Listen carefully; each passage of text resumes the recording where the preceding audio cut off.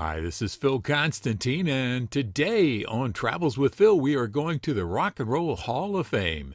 Now, in previous videos, I have done specials on the Beatles, the Rolling Stones, Elvis Presley, Chuck Berry, Jimi Hendrix, and the Doors.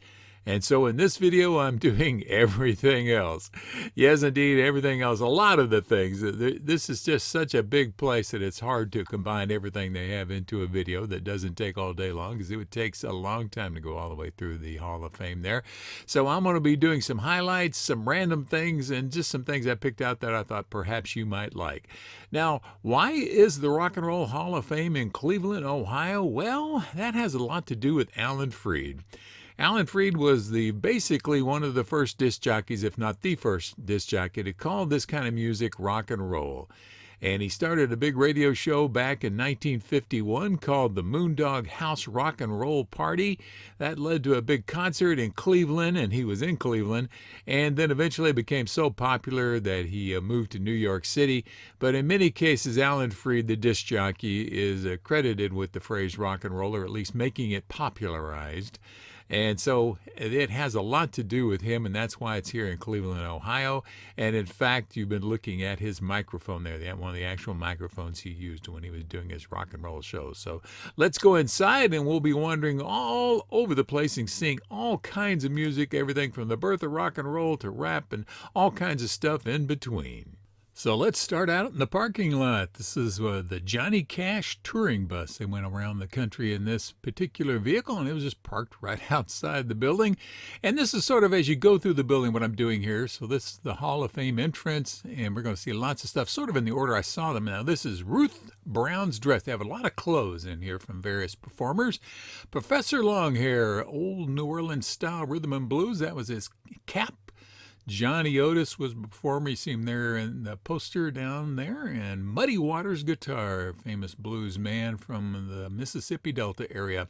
Mother Maybelle Carter's, they did country kind of stuff. June Carter's mother. Howlin' Wolf's guitar, known for his howls. And John Lee Hooker's guitar, another blues man. You may have seen him in the Blues Brothers, the original movie. And this is part of the blues section. T-Bone Walker, Buddy Guy. A lot of these folks aren't around anymore, at least in that section. Country, folk, bluegrass. This is Hank Williams' suit. Yes, the old country star, Hank Williams. And this is Pete Seeger's guitar, banjo head, Bill Monroe, who's pretty much credited with the bluegrass. This is the gospel section you're looking at there. Not quite so gospel, that's Joan Jett's Bikini Top. And you see Bad Religion, Panic at the Disco, Rancid, a bunch of folks all blended together in this display. Now, another section, Johnny Cash, that's one of his black suits and his guitar. Carl Perkins of Blue Suede Shoes, fame before Elvis did it. And these are Roy Orbison's glasses. Now, the next picture is from his high school yearbook, and you can see there at the very bottom, that's not the guy that you remember. Well, yeah, he fixed his hair up a little bit. All right, lots of different sections in the museum. This is the Detroit Sounds area. So this is Diana Ross when she was with the Supremes there. Moving over to Jermaine Jackson's bass guitar. And we're just picking some of the highlights here. This is Rick James's guitar. He signed it there when he turned it over. Stevie Wonder, some of his glasses and some of his maracas. Now, some of these things are on loan. Some of them have been given away. Marvin Gaye has a couple of different outfits there. The flame one there on the right-hand side. And as you wander around, you see all kinds of notes and things. Rick Nelson, this is in the old school rock and roll section. Dwayne Eddy, King of Twang out there for old schoolers. And this is Ritchie Valens, La Bamba. You may remember the movie. And this is also Ritchie Valens' guitar. His real name is Ritchie Valenzuela. And Dion, as in Dion and the Belmonts, that's his guitar and one of his shirts. Fats Domino. I have lots of his music here. We're going to show you pictures of that in just a second. This is Blueberry Hill, the music to it, and some of his notes there on the bottom. Some of the handwritten notes here for I'm a Walkin'. That's another one of his songs. And this is from London, Liverpool, between 1963 and 66. Chris White of the Zombies' homemade guitar and Petula Clark's dress. You can see here Dave Davies from the Kinks guitar. and Dusty Springfield's jacket. No music in the background, by the way, copyright issues. All right, Jeff Beck, when he was with the Yardbirds, this was his guitar. He went on to a solo career. Jerry Marsden, this is from Gary and the Pacemakers. That's his guitar and outfit. One of the outfits from the Dave Clark 5, one of my favorites from back in those days. This is the funeral program from Janice Joplin. They have a lot of her stuff in here, and those are some of her scarves there, the long things hanging down. And in fact, you zoom in a little bit, you can see those are her actual glasses that she used to wear to help her see. All right, Los Angeles between 65 and 77. A lot of rock and roll came out of there. Stephen Stills' poncho from Crosby, Stills, Nash & Young. Mama Cass Elliott's dress there in the middle. And, they have this stuff clumped up. These are some of Neil Young's handwritten notes. And as we move over here, we have Sterling Morrison, who played with the Velvet Underground. That's his guitar. And you see here some of these items from the New York Dolls. So they wander around different little sections, specialize in certain things. The Go-Go's, Red Hot Chili Peppers, Black Flag, a bunch of folks I worked with back in the 80s. Joe Strummer from The Clash, that's his guitar there. And the Ramones, one of their jackets, one of their guitars, Sex Pistol posters. This section is for the Seattle Sounds, and some of the folks you're going to see in there is Soundgarden. There's Chris Cornell's actual guitar, some drum heads. Mike McCready's broken guitar, he broke it during a concert intentionally. Jerry Cantrell, Alice in Chains, that's his baseball jacket there, or shirt, I should say. Kurt Cobain's Nirvana guitar. I've been by his house once where he grew up. All right, the heavy metal section. You're going to see lots of different stuff here in the heavy metal section. And this is one of the displays there. And so we're going to zoom back in and look at some of this in detail. All right, Rudolf Schneider from the Scorpions and Michael Anthony from Van Halen, their guitars. This is Bruce Dickinson from Iron Maiden's jacket. And definitely ornate there. Metallica guitar, Alice Cooper boots. Here's some boots. Angus Young's iconic outfit there. Guns N' Roses guitar, Megadeth guitar, Anthrax drum head. They all had their own little symbols.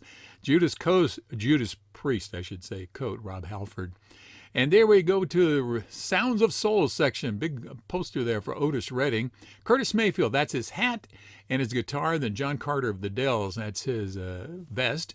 See Al Green's pants, and then Donald Duck Dunn from Booker T and the MGs and the Blues Brothers. That was his bass. This is the lyrics to Mr. Pitiful by Steve Cropper, also with Booker T and the MGs and the Blues Brothers. That's his guitar right there. And Bobby Blue Bland, his shoes, sunglasses there. And over here you see the Chris Jasper synthesizer from the Isley Brothers. And this is one of James Brown's jumpsuit. We'll see more of those toward the end of the video. Wilson Pickett's jacket from the Midnight Hour there. He did lots of songs. All right, Tom Petty's jacket, more rock and roll, traditional mainstream rock and roll kind of stuff. This is a top that Madonna wore in one of her concerts. Again, lots of outfits here. Sylvester or Sly Stone from Sly and the Family Stone. John Paul Jones from Led Zeppelin. That's his guitar and one of his outfits. Phil Everly from the Everly Brothers. That's his actual guitar. And you see here Graham Nash's guitar. Crosby, Stills, and Nash. He had a lot of his collection is here. David Crosby's cape, Stephen Stills' guitar. And you see here one of the Woodstock posters, and then Graham Nash wore these pants and belt while performing there. Oddly enough, Richard Nixon's letter, you should pause this and look at that one. This is his resignation letter as part of Graham Nash's collection. Handwritten lyrics by Bob Dylan, handwritten lyrics by Graham Nash, the Immigration Man, Dwayne Allman's guitar from the Allman Brothers. Excuse me. Now, this is the dressing room list for Live Aid. So lots of big groups out there. They'd put letters on the doors. But now they had several displays, so they had a bunch of stuff from different groups. So this is Metallica.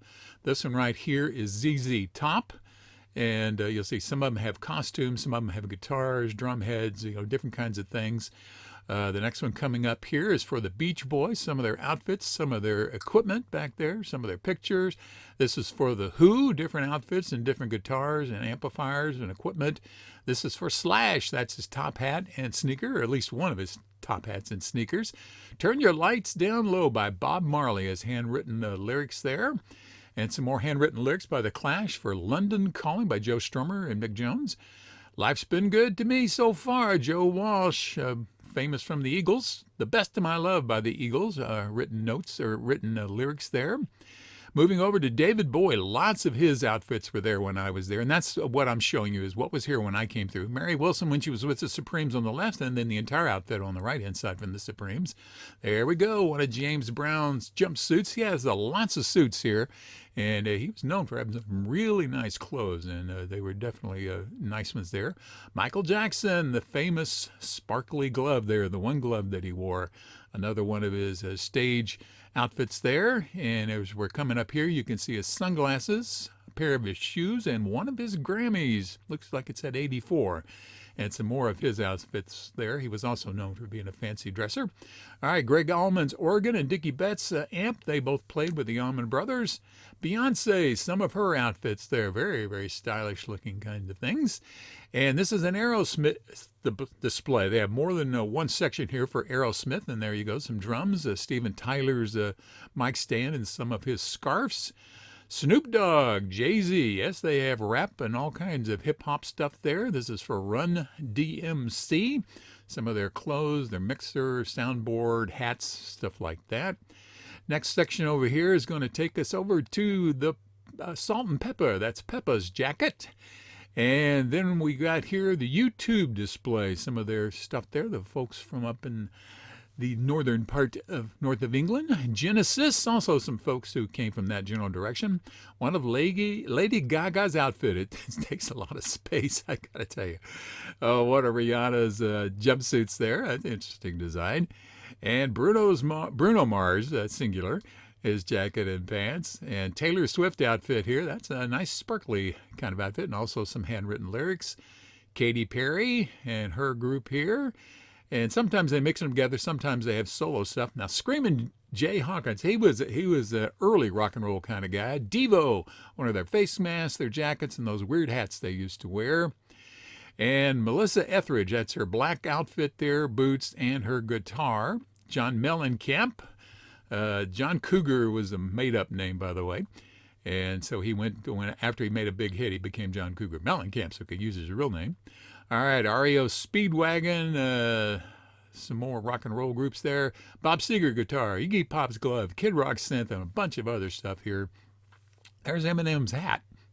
Came all the way from Detroit, I would suspect. All right, Tommy James of Tommy James and the Shondells. That's his jacket, more of the early 60s. Cheap Trick, they had a big display out there. Look at that guitar. Look at all those necks on there. All right, Baby Loves to Rock, some of their handwritten lyrics from Cheap Trick. Steve Miller display. He did all kinds of popular best-selling songs. Deep Purple. Look at those shoes. Boy, those platform shoes. Oh, my goodness.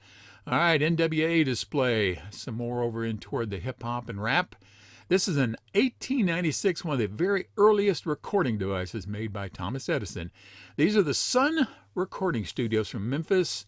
Elvis, Jerry Lee Lewis, Johnny Cash, all kinds of folks recorded here and used this equipment. They brought it over to Cleveland and put it up on display here. And Les Paul, one of the early electric guitar guys here. He had a guitar called the Clunker, and he used in a lot of his songs. Smokey Robinson, yeah, very nice dresser, great voice. You see Bob Burns, Ben E. King, Percy Sledge, When a Man Loves a Woman. All right, Bobby Womack, his hat, his glasses, and his guitar. And Eric Clapton played this guitar during the concert for Bangladesh. Thank you very much for watching this video. Please feel free to make comments below as long as the language is family friendly. And if you like this video, please click on the thumbs up button below. You can also subscribe to my YouTube channel by clicking on the circle with my picture in it in the lower right-hand corner of the video. The arrow is pointing at it now. And once you have subscribed, you can be notified of when I have a new video posted by clicking on the bell icon in the description field below the video. Thanks again for watching.